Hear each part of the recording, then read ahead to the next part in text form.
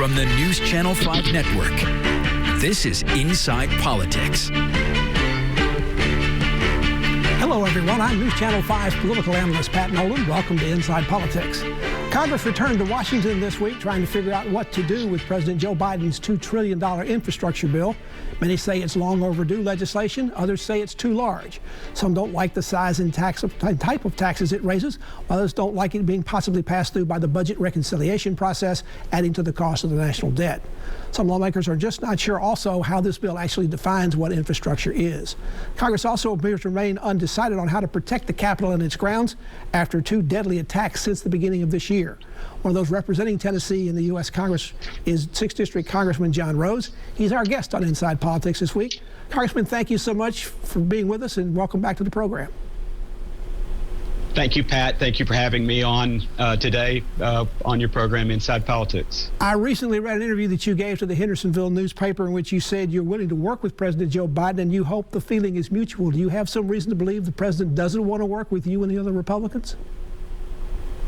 Well, unfortunately, at least his early actions, I think, belie his protest that he wants to work with the other side. So I hope that he will return to that and actually pursue opportunities to work with us. But at least so far, that hasn't happened. The president this week did meet with a bipartisan group, I think, of members of both houses, and said he's open to compromise for his infrastructure bill.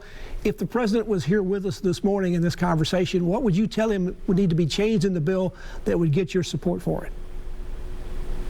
Well, I think to begin with, I think it's a misnomer to call it an infrastructure bill. I would characterize it more as a social welfare bill with a little bit of infrastructure sprinkled in. So if you look at the actual proposal, less than 25%, about 24% of the proposal is what we traditionally would refer to as infrastructure, and that's even looking at it in maybe the broadest context that we historically think about infrastructure.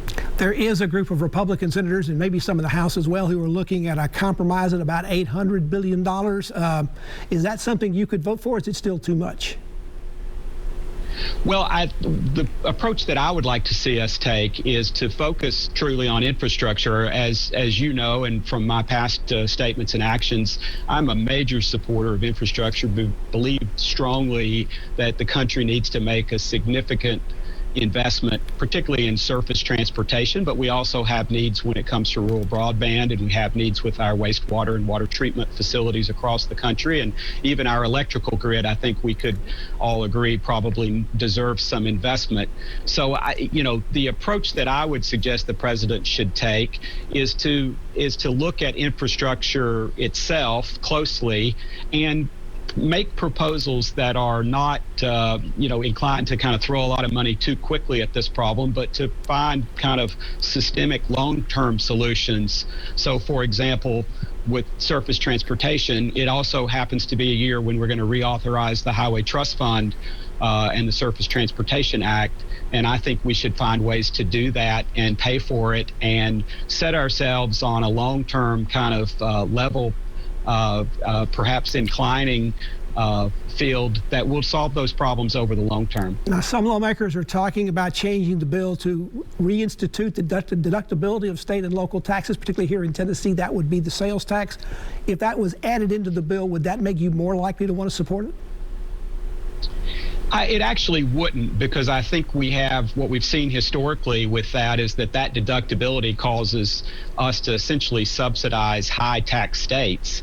And as we know, Tennessee enjoys being one of the lowest tax states in the country. So I think deductibility for state and local taxes is probably a non-starter in my mind, and would be a subsidy of low tax states to high tax states.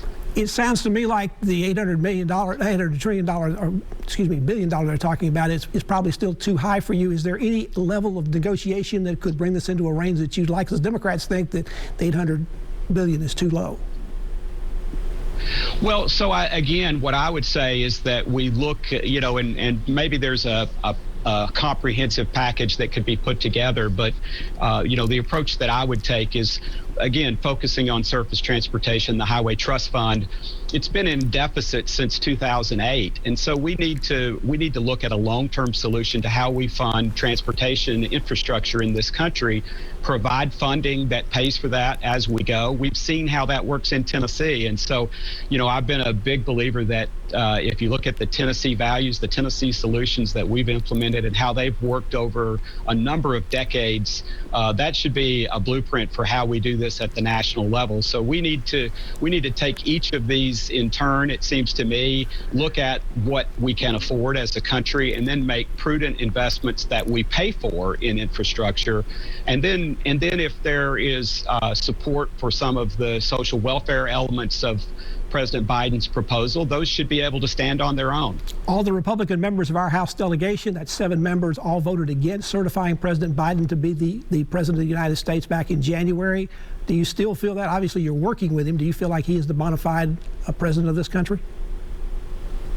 He was sworn in on January 20th as the 46th President of the United States.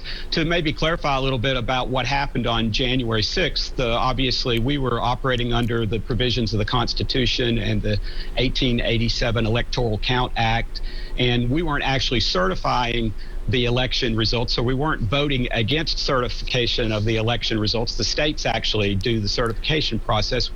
The process, though, allows for members of Congress to object when they see problems with the final count of the votes that happened on January 6th. And so that's why I think that's why I objected. I think that's why the other members of the Tennessee delegation that objected did so as well. By all determinations, there was also a riot at the Capitol on January 6th.